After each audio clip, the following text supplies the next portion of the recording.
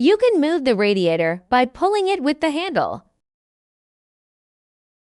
Before you turn on the unit, do ensure the temperature knob is at max position and the power cord is plugged in.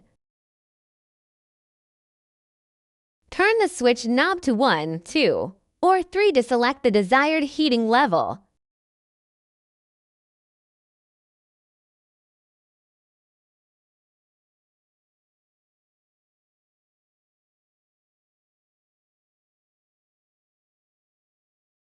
Turn the temperature knob to your desired level.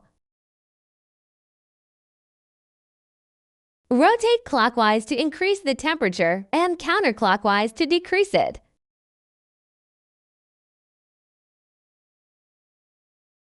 If you no longer need to use the radiator, please turn the switch knob to 0 position and turn the temperature knob into the minimum position and unplug.